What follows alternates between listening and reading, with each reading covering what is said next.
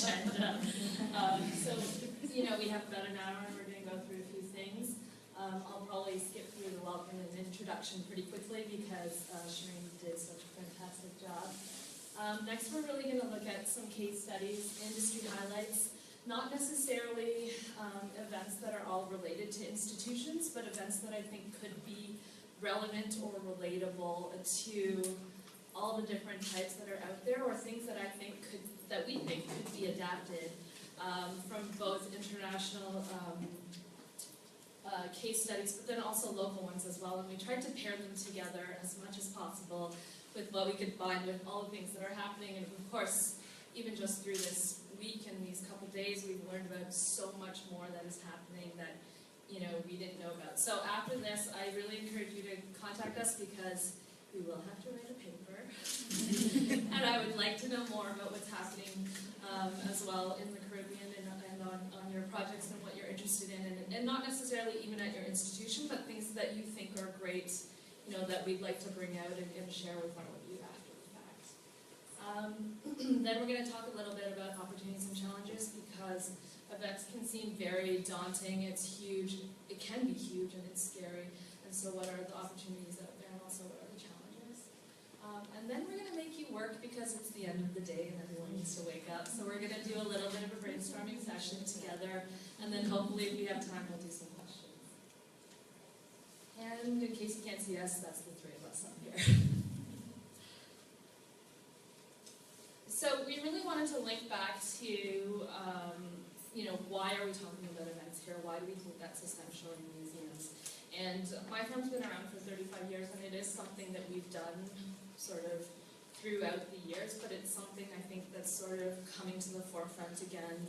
People are really interested in events and attending them and how it's sort of relating to things. And so this slide really was our idea of why we think it was important and why we thought it was relevant to this conference to really talk about events. And so, why events? First of all, we think it's contemporary. It's a way of bringing things like Shireen said, natural history museums, 5 million years. How do you make that relevant to people?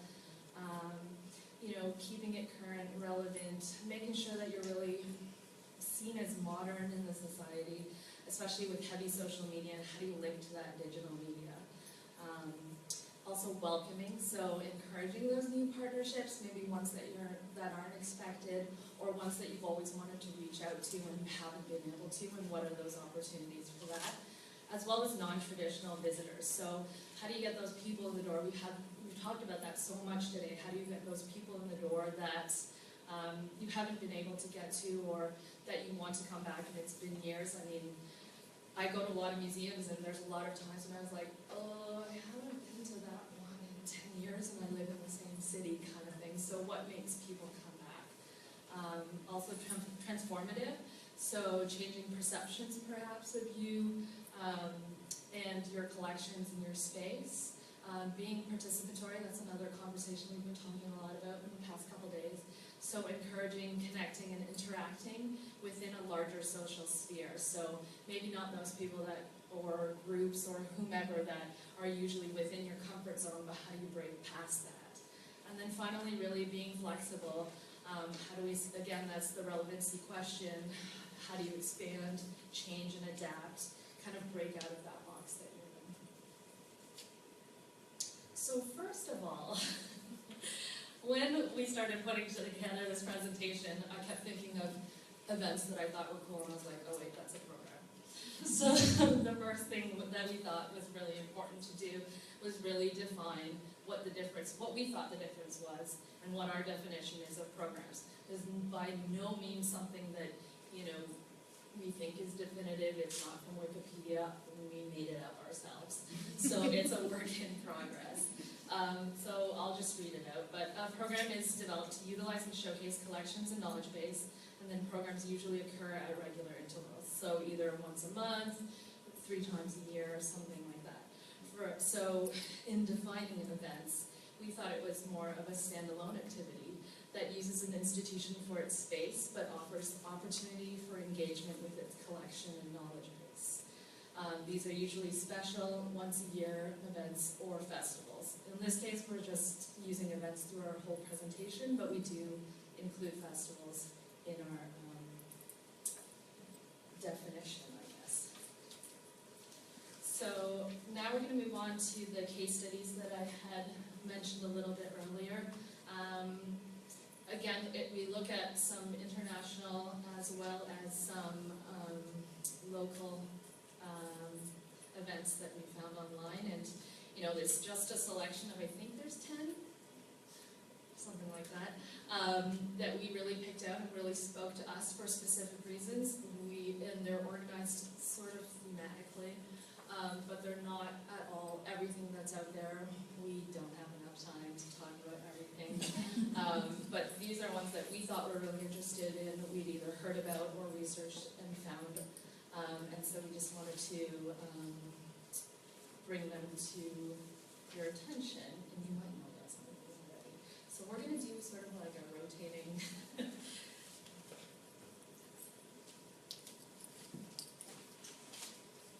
Okay, so I'm going to talk about the first few case studies that we want to highlight.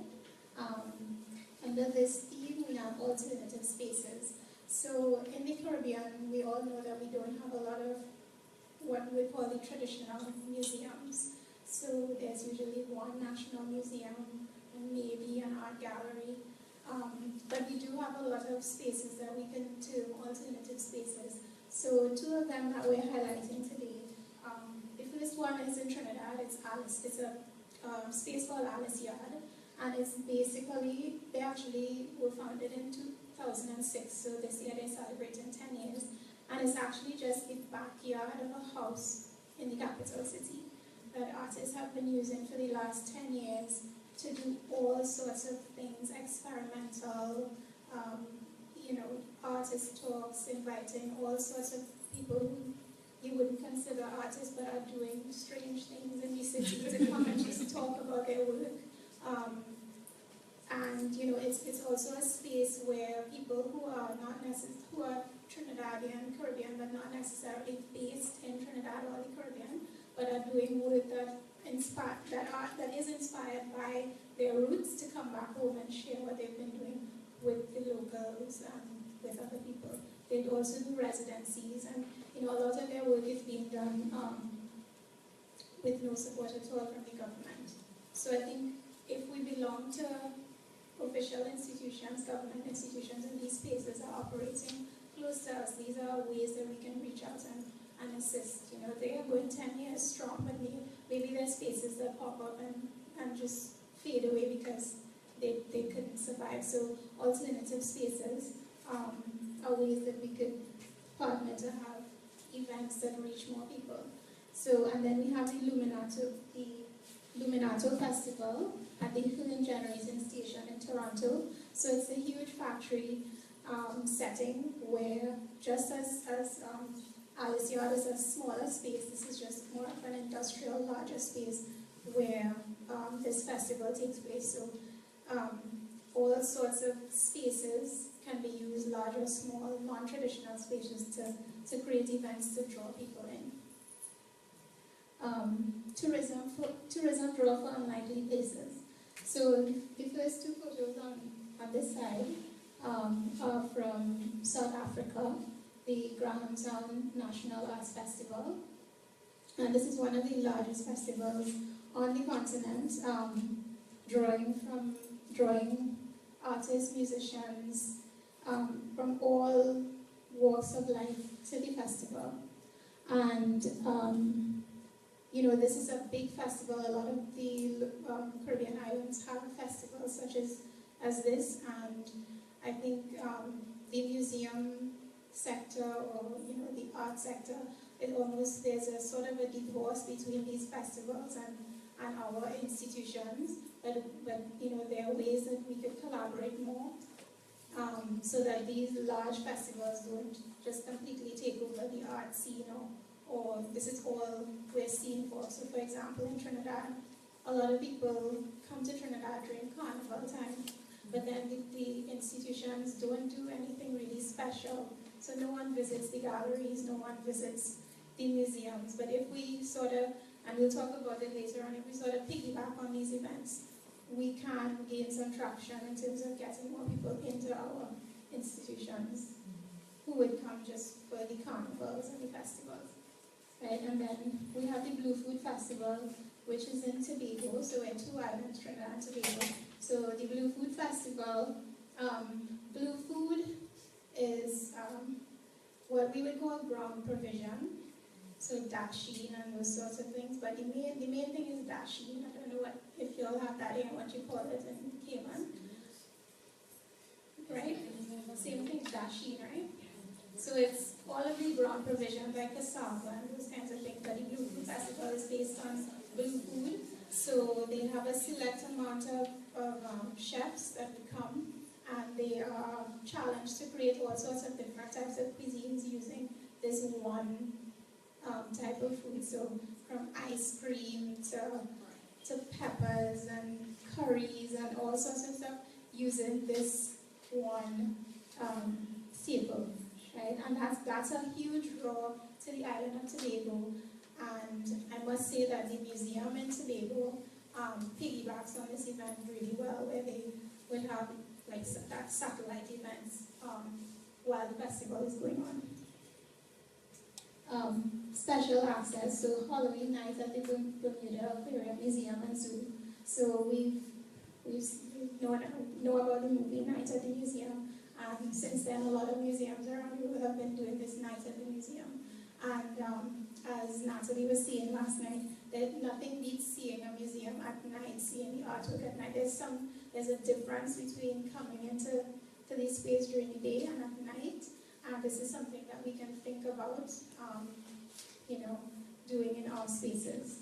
And then doors open at various locations around the world. So various cities would have maybe a whole week where various institutions that aren't necessarily visited by the public or have spaces that the public are not allowed to pass would open their doors and let people come in and see. So for example, at the Bank of England, they have a period where they would allow people to come into the Bank of England, where nobody gets to go, and to see all of their exhibits and to see rooms that people would not see on a regular basis. Even our central bank in Trinidad, people are fascinated to know where all the money is and where the governor sits and what do you all do all day in those towers. So this is a way that museums in the Caribbean could partner with institutes that have nothing to do with culture, but are just fascinating for people, and create that following and that kind of engagement. And the Steampunk Festival at the National Railway Museum in Australia. Steampunk is like a movement where people would dress in this semi-Victorian, semi-futuristic way, and the Railway Museum have used that to create a whole festival around the steampunk culture. So they come and they dress and they have their activities around the museum space. And then Screen Swap at the University of South Carolina. This was based on a film called Cotton Road, and it was the film basically was about the trajectory from cotton to clothing and how it moved from America to China to these sweatshops and then got back to America as cheap clothing, and how that affected both sides and things that we don't know happen in between. And so they had the film screen at the university's Fashion Week, and they had a swap. So you would come to the screening and bring a few articles of clothing that you would want to trade, rest it on a table, you look at the film and then after you say, oh, I like this, and you trade it. So that way incorporating film and fashion in a way that's, very unique. So these are things that we can think about. For example, in our space, we have a lot of agriculture going on. How does agriculture relate to art? Can we have farmers come in and do something artistic, but bring awareness to issues around sustainability and things like that? So it's all about I think all of what we're going to talk about, it's about thinking about things that don't necessarily go together, but that can work and can bring diverse audiences together to learn about things that we think it's important for the community and our country to learn about and understand. So I'll hand you over to Arminda now.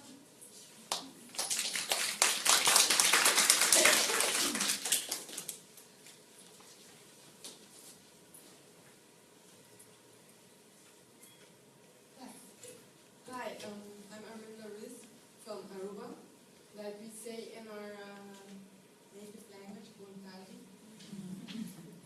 Bontali is sounds like a bit like Portuguese. Yeah, that's our local language.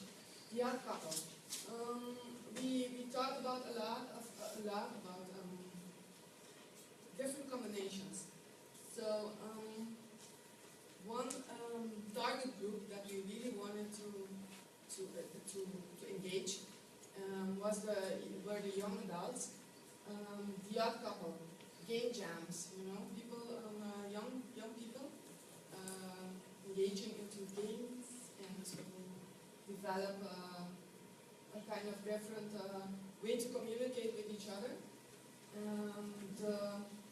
They're worldwide.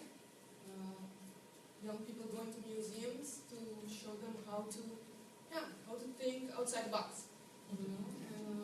So at the Archaeological Museum of Aruba, which I led until last April, we read in the papers one day that there was a startup conference. That was April, I think, 2015, and my colleague said, what is a startup? And so I said, oh, let's Google it. We don't know what a startup is, so we'll find out.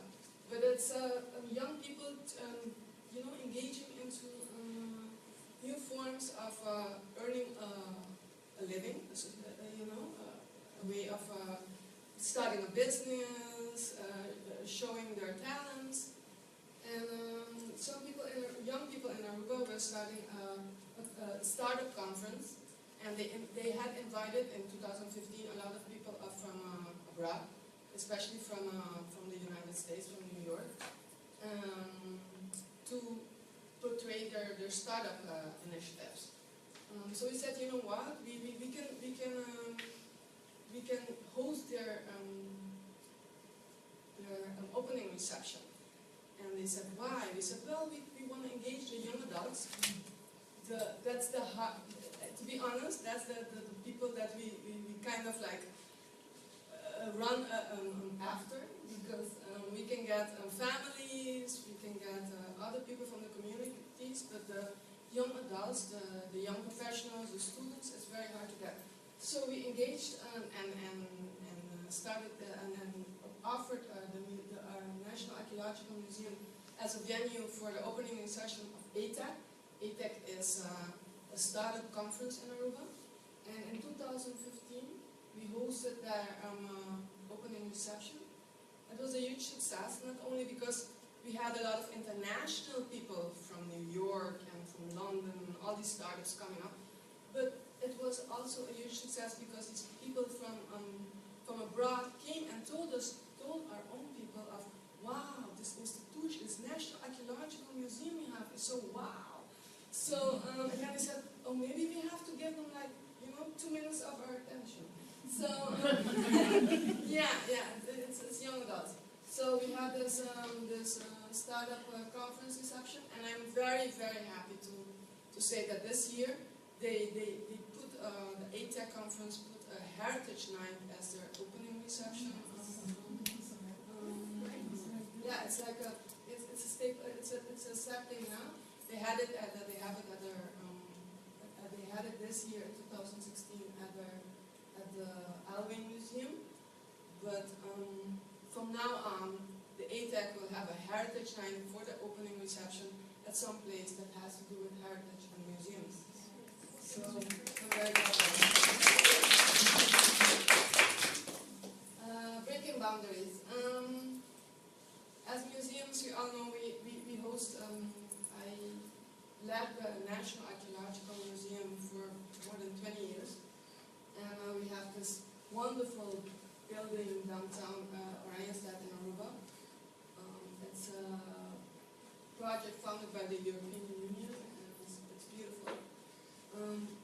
it's an archaeological museum, so we host a lot of scientific lectures and book presentations. So we thought how to bring more people to these lectures. You know, sometimes when you say it's science, people will say, oh well, I'll just wait for the book. You know, I'll just wait for the film. I'll just wait for the news item. But this year, in March, we decided we would do we would use two places in our venue.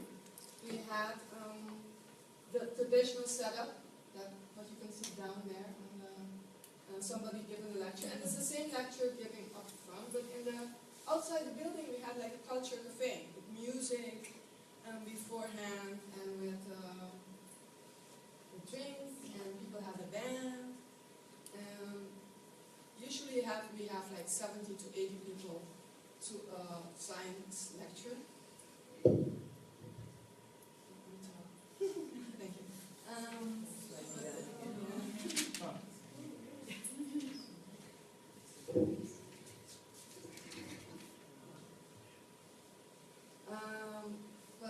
For the Nexus 49, and I think Alice also, she's a great ambassador for that project, talked about that project.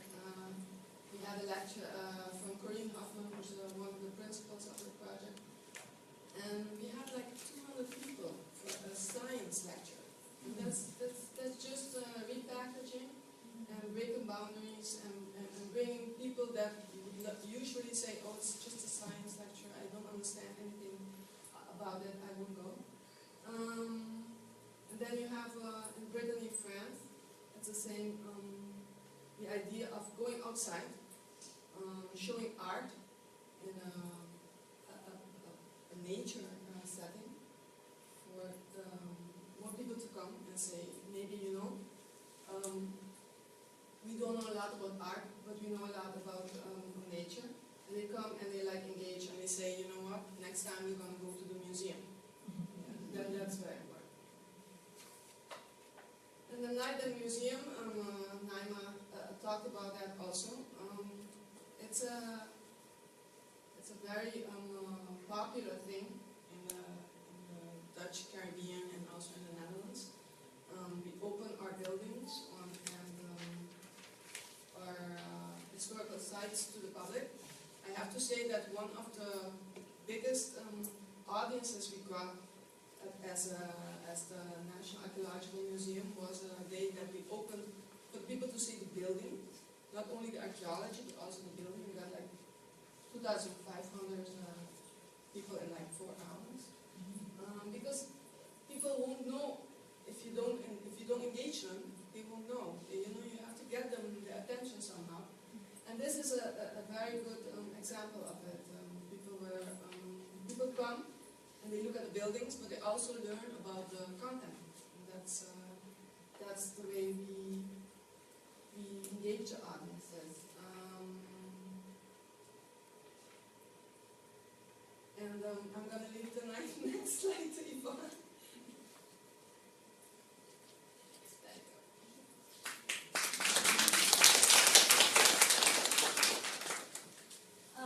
So invite yourself to the party was the title that we gave this set. So these were two different things. One is again from Aruba. We're the National Archaeological Museum. Really kind of piggybacked on the Valentine's Day thing, and they gave a very romantic, you can see the pillows all set up on the rooftop, and they showed a movie. And so that allowed for people that, you know, wouldn't necessarily come, but then thought, hey, this is kind of a cool date night, and we'll charm some girl or guy or whatever and invite them to the museum. And then again, it's the idea of once you get them in there for whatever reason, even if they give you just 2 minutes, maybe they'll come back for another 2 or however. And so, I don't know about you, it looks pretty comfortable and nice up there for Valentine's Day. In Toronto, it's freezing then, so I don't know. And then one of my projects was Ontario Celebration Zone. So Ontario is a province in Canada, and so during the Pan Am and Para-Pan Games, the Ontario government, who was already funding a lot of things for this sports event, wanted to also have this pavilion.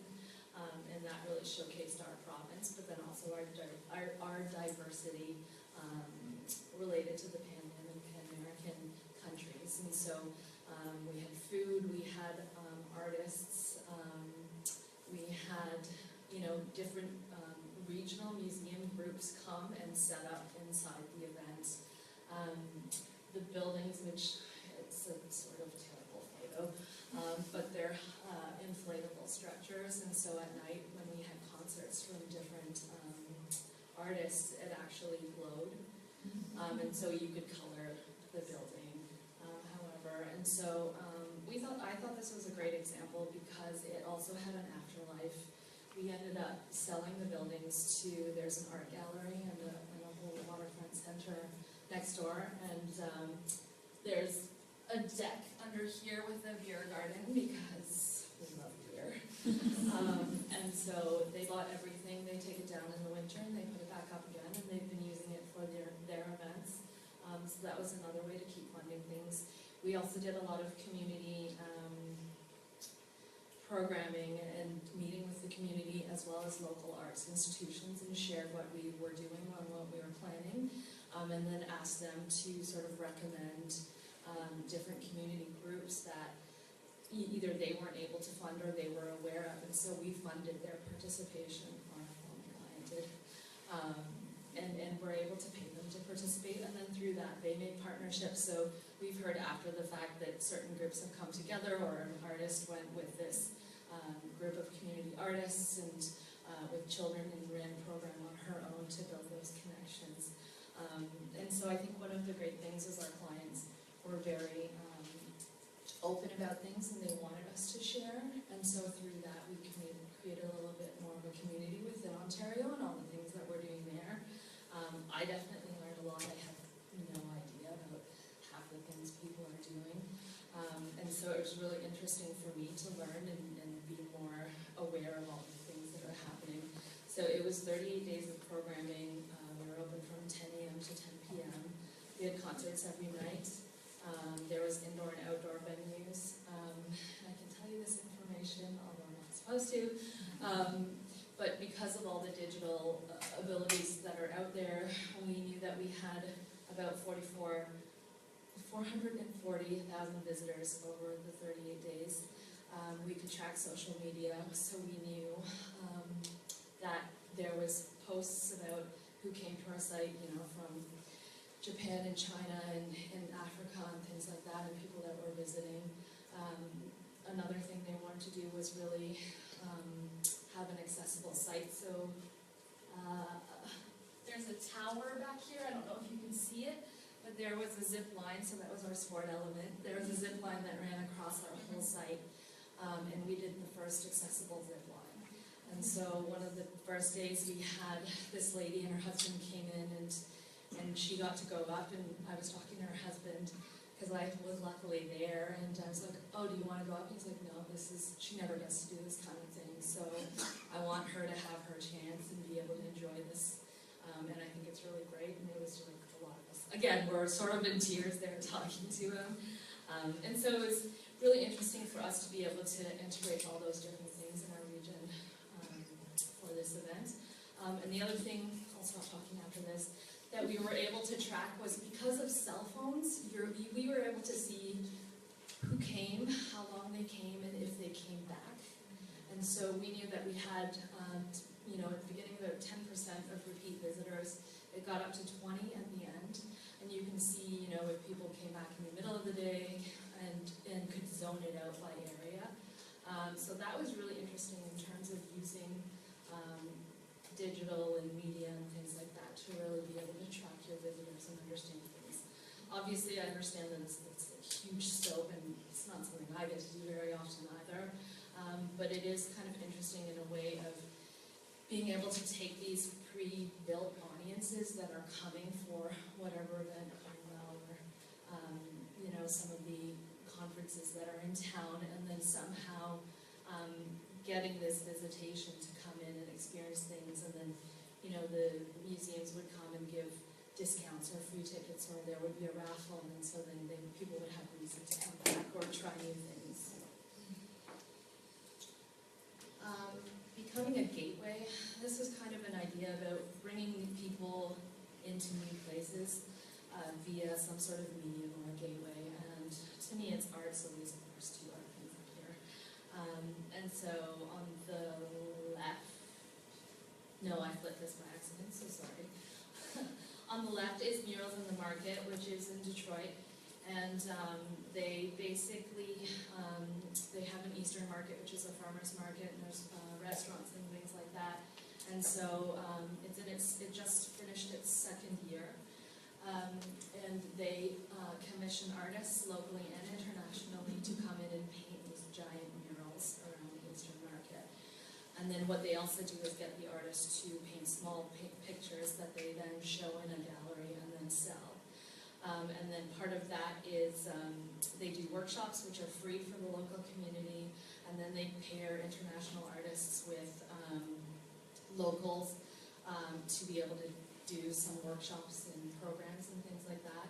And then what they started to do this year was also get local businesses to sponsor a mural, and then they would have a plaque, and that would be more recognition for them. So what I was able to find is that last year, which was their first year, they had 75 murals, and I guess it was so popular they had over 100 this year in terms of within the market. The one on the right here, and then the great thing about these murals is that it's so public, so everyone can see them as they're going up, and you can see the progress of things. And then on the right is the Aruba Art Fair, and so it's a 3-day art fair, which is very similar, where there's you exhibit and sell the artwork. And again, there was also partnerships between the artists, international artists, and the local community, and all those workshops and programs were free for local community. So again, building on the knowledge base locally, using those international artists that are coming in, and really promoting the type of work that's out there. The other thing I really kind of like about street art is it's very accessible for people. You could, I stumbled across it the first year I was at the market, and then just was like, what is this cool thing? And then found, they were giving out pamphlets, and so you could do a tour of all the different murals that were out there. And so I think it caters in unexpected ways to people. And, I hate the word millennials, but millennials kind of love this kind of thing. And then also the leading up to it, as I said, it's not just the creation of the artwork, but also, the press and the marketing that you can do in terms of part of the application, part of the competition process, and then the creation as well can all sort of extend the life of your event longer than those few days that it's there. And then the last thing, which is kind of ironic because I feel like I've been constantly eating the last few days of my life. Food is a big draw. Everybody loves food, and I think it's a really great way to, again, build partnerships. The ice cream festival, sorry for another Canadian thing, but we came across it and I was like, what, there's an ice cream festival? And it's great because they partner with the dairy farmers locally, and then they show you from cow to cone what the process is. I know. And then how much milk a cow produces, how much of that milk is taken and made into cream, and then how many ice cream cones, so you make it really relatable. Kids love animals. And so having that, but then also has corporate sponsorship with Nestle, who can come in and supply free ice cream for people. So again, there's lots of different sort of touch points, I think, that are accessible for visitors. And then Miami Eats I thought this was really cool because it was the arts and science of Miami and the food, and so it goes from like how you grow it, and it talks about sustainability and GMOs and things like that, but then also how it cooks and what's the chemistry behind cooking it and what happens in your stomach when you're breaking it down. And so, how do you make food relatable to a science museum? Like, that's a pretty cool way to do it. And then they had special guest chefs, and gastronomy is sort of like an art form. So they really kind of did it interestingly in an interdisciplinary way. And then on top of all that, they did things like bringing in perishable food items and then you get a discount off your entrance. And so it all kind of like gelled together really interestingly. And so I think, again, that's another way to link into non-traditional audiences, people that really like ice cream. I'm sure you can convince your kids to come into something if you're like, it's an ice cream event. And it's in a way interesting in ways that you can maybe link your collections to those things. And then also connect, for example, with the local farmers, with the sponsorships, and you have all those kind of different levels. We're going to keep doing musical chairs as we talk about some of the opportunities and challenges. And I swear this is our last bit, and then all the brainstorm has to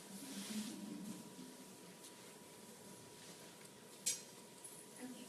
So we keep hearing throughout the conference about these non-traditional audiences, and to me, I think the whole of the Caribbean is a non-traditional audience for museums, because museum culture is something that we're just kind of understanding and getting into, and Natalie has referred to it a lot of times, and she's of that generation of just coming back to kind of set these institutions up and figure out what a museum should look like in our spaces. So a lot of the events that you're seeing, they kind of push those boundaries and help us to think about what a museum might look like, even though we're looking at events from Europe, and so we can, build things that could suit our space. So we can't do it. Some of you may be sitting and saying, these festivals and these huge things, or, we just can't do it. It's too scary. Why do it? And what we're saying is that don't start with the negatives. There are a million things that could go wrong, but there are also a million things that could go right. And sometimes when things go wrong, it forces us to be innovative, and it works out much better in the end. For example, when I worked at the National Museum, the National Academy of Performing Arts was being constructed, and it was years, and the staff had to suffer dust and noise and all of these things. And we had initially decided to stop. We had quarterly museum concerts, and we stopped it because it was outside of the car park, and we just figured it would be too difficult. So, but then, people kept asking, when are you doing concerts? Because they were on a Sunday, and people would come with their whole families, and so then we decided, we're going to try. So they had put up a dust barrier on our fence, but obviously it wasn't enough. So we doubled it, and we said, okay, that should help with the dust. And we said Sunday shouldn't be too noisy, so we're going to do it on the Sunday. And what happened was, we had it, I think it was a Christmas time, so we have a form of music called parang. It's kind of influenced by the Spanish culture. So we had the parang music, and something extremely unexpected but wonderful happened. Now the workers on the building were from China. They were Chinese. They brought them to work on the buildings. And the museum staff would see them passing by every day. And on the day of the concert, they all stood up. They didn't come in and sit, but they stood up along the fence, and they were just looking so curious as, what's going on. And as the concert progressed, some of them started to dance. They were visibly excited. And because they stood up on the pavement looking in, other local people now like, what's going on in the museum? And people started to come in, so where we thought, no, we can't do this, there's too many things going on, it's just a whole negative environment, it actually turned out to be fantastic, and then we just started back the concert. So think positively, right? We don't know where to start. As we're presenting here to you some events, of course, Yvonne saying this is like nothing compared to the amount of events that are going on. Find events that are happening in your spaces, do research, reach out to guidance from persons who have had successful events, not necessarily in the museum industry, but just events on the whole. So we have the Trinidad and Tobago Film Festival. I know you have a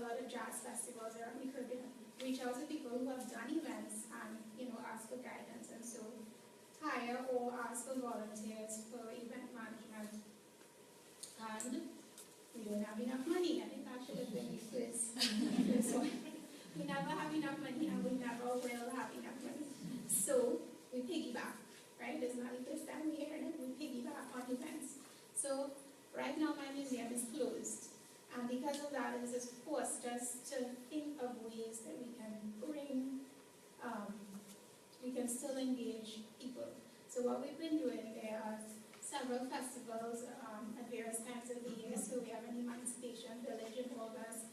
We have an East Indian Festival for Diwali, which I'm going to run into when I get back home at the end of October.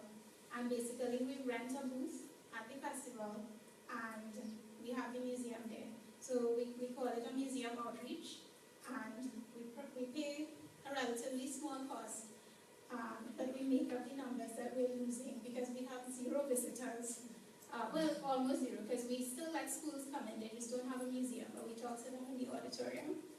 But they don't get to see a lot of the artifacts and engage with the art, like if we were open. But these kinds of events allows us to still keep the museum alive while we're doing the renovations until we open. So piggybacking is fantastic. Any event that's going on, you just find out sometimes you might just need to rent a table. That might cost $50 US. You just rent a table, you have a little stand with your banner, and just to say, oh, there's a national gallery, and you have your cards and say, okay, yeah, we're open on Tuesday, so come by, So just doing those types of things is simple, cost-effective, and important. Right, and then, of course, there's not enough time. There's also never enough time. We have to plan ahead, plan in advance. Planning is something crucial to any event. Any event planner will tell you that. Don't be over-ambitious. If you're going to do something that's, it's going to be time-consuming and demanding, don't think you can do it in a month when you really need a year to plan. Just be realistic about what you can and can't do. So do what you know you can do in the time that you can do it. So, a lot of us work within the government service and things take long for approvals and things like that. So just know what you're working with and plan like that. And of course, we don't have enough staff to plan and operate the event. I would say volunteers. I